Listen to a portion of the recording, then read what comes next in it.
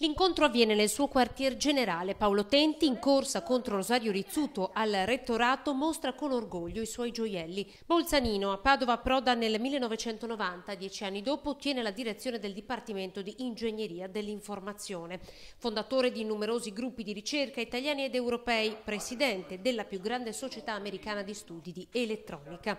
La sua candidatura è nel cassetto in realtà già da un anno, attraverso percorsi di monitoraggio in Ateneo, per capire che cosa davvero vuole questa università. Sicuramente per competere bene bisogna che noi mettiamo assieme le forze, che puntiamo a quei domini multidisciplinari che ormai sono a livello mondiale i punti di eccellenza dove nascono le grandi innovazioni e soprattutto che l'Ateneo abbia una visione dove vuole andare. Organizzazione interna con il nuovo statuto, ma anche pianificazione pluriennale e strategica per attrarre più fondi per la ricerca e poi revisioni sulla didattica per rendere un servizio migliore agli studenti. Obiettivo lavoro. Noi siamo bravissimi a produrre laureati che vanno all'estero, che hanno grande successo, ma noi abbiamo anche questo territorio. Quindi il dialogo col territorio, che vuol dire dialogo con le istituzioni, la regione in primis, le forze produttive, l'università e quelli che possono dare un contributo. Tenti parla anche di integrazione multiculturale e della necessità di comunicarsi come università in maniera diversa.